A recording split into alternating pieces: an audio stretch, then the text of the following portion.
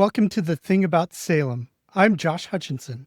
And I'm Sarah Jack. Today we have author Kathleen Kent speaking about her ancestor, Martha Carrier.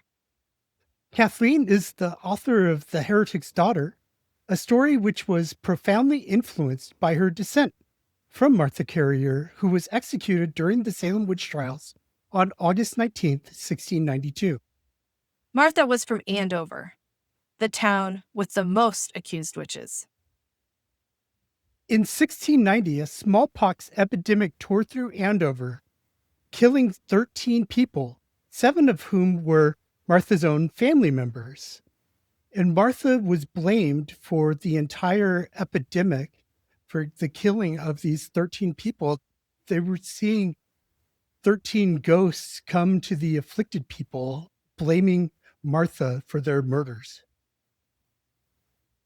In May 1692, during her examination, she had this incredible moment where they asked her if the devil came to her, but she turned the question back on them. Then things got even darker.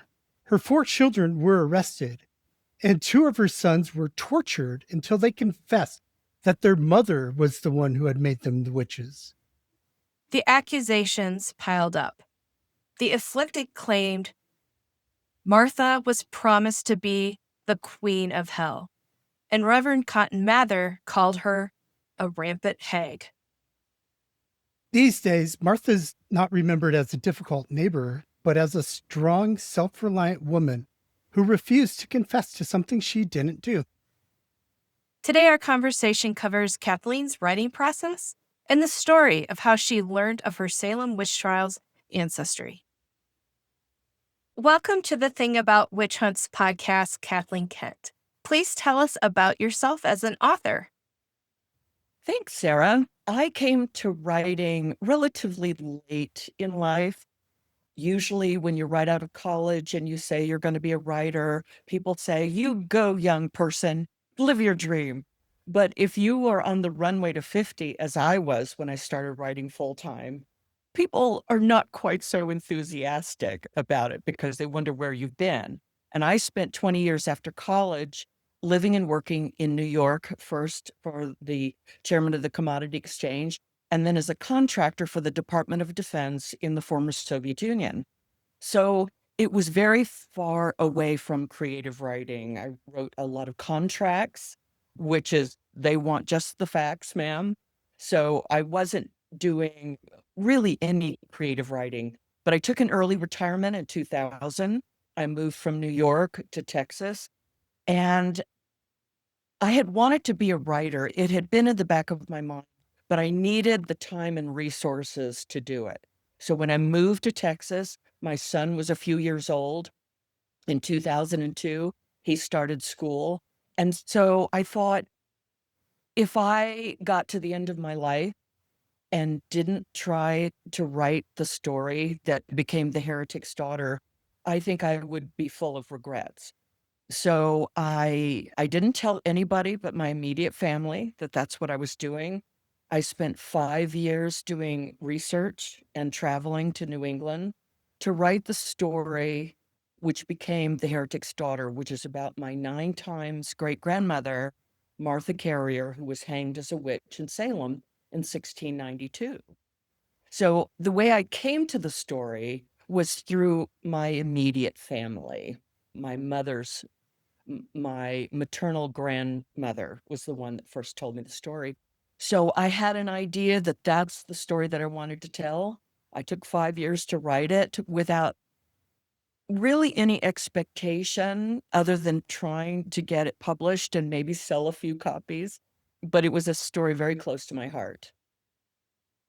Yeah, I find your story so interesting because I started college as an English major with an emphasis on creative writing.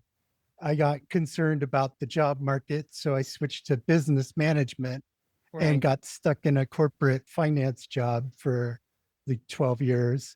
I've started writing and I'm aspiring to be published. Well, you don't particularly want to pick up skydiving or downhill skiing when you're 50, but as long as you can hold a pen or pencil in your hand and hold a thought in your head, you can write.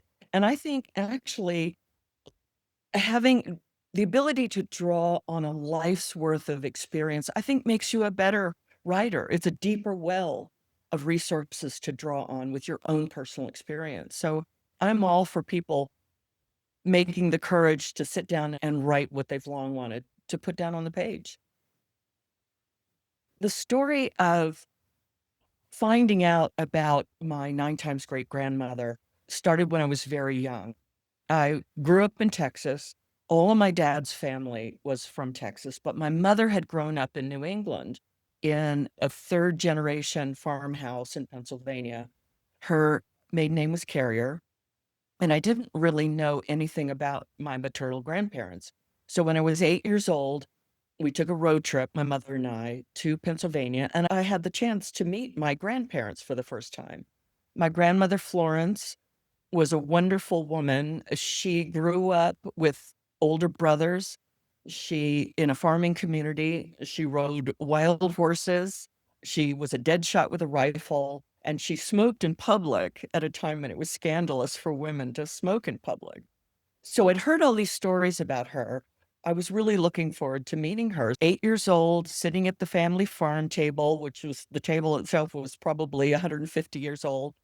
And I'm sitting there listening kind of half-heartedly to my mother and her mother talking about the family business, catching up on relatives, some of them long dead. And I didn't pay too much attention to what they were talking about until I heard my grandmother Florence say something about an ancestor who was hanged as a witch. And then that immediately caught my attention because, being 8 years old, I'd spent several Halloweens dressing as a witch. So I knew what a witch was. So that really intrigued me. So I started talking to my grandmother and asking her questions.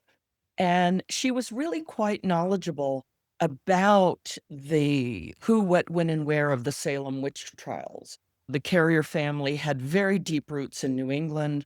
And she started telling me about my 9 times great grandmother, Martha Carrier, and the Carrier family, and that she had been hanged as a witch in 1692. And I waited for a pause in the conversation to ask the question I really wanted to ask her, which was Martha Carrier really a witch?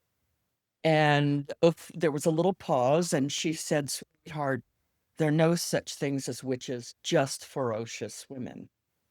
And that stuck with me. That was like a bell going off in my head because certainly my grandmother was the archetype for a ferocious woman because of she was very opinionated. She was very strong willed. She was very courageous. She survived the Spanish flu. She worked all of her life. And she became, I think, a model for me. And so I started asking questions about Martha, about the family. And that began a lifelong fascination with the Carrier family and the Salem Witch Trials. And I realized very early on that what happened in Salem had nothing to do with the supernatural. It was a belief in the supernatural, but it was a confluence of events. It was a confluence of people who were terribly afraid of the plague, smallpox, Indian raids. They were 3 months away from starvation at any given time.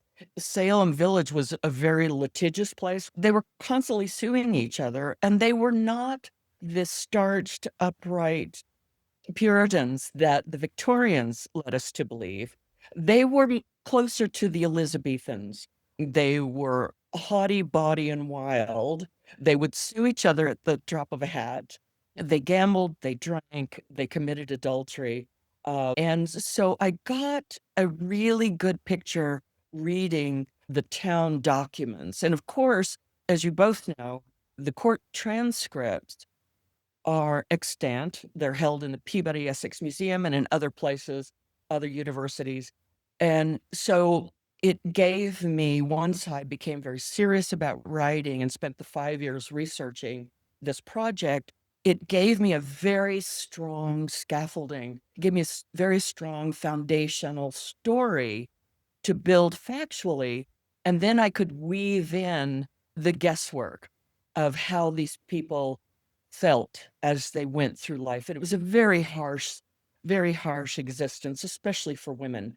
As far as I've been able to tell, Martha Carrier was one of the few, if not the only woman who, when she was brought to trial, stood up to her accusers. And when the magistrates, these very somber, black-robed gentlemen, asked her during the trial if she'd ever seen the devil, she said, "The only devils I have ever seen are those of you sitting in judgment before me." So at a time when women were to be seen and not heard, she was quite ferocious, very courageous, because at the time that she was brought to trial, she understood that the stakes were very high and that she could, if she didn't admit to being a witch, that she would most likely lose her life. So that began many years of research into it.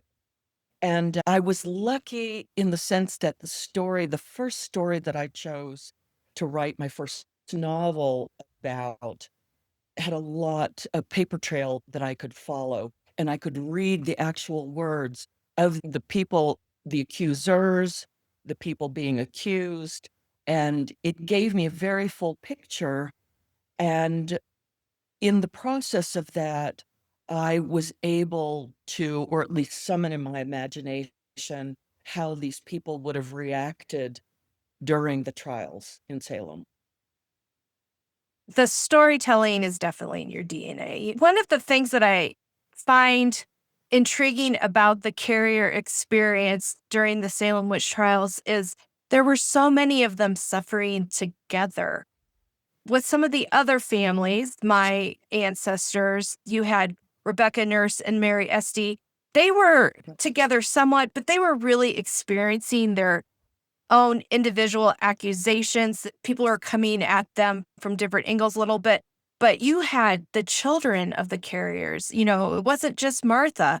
And you really bring that horrible experience to life, but the beauty of the family bonds. And I just really am amazed by your storytelling. And I'm so glad that you made sure that story got out there. Thanks, Sarah. I really appreciate it because at its heart, it is a family story. It's a story of family bonds. It's a story of the ultimate sacrifice that Martha made for her family. Because at the time that she was brought in, you were guilty until proven innocent, according to English law. So the burden of proof was on the accused, not the accuser.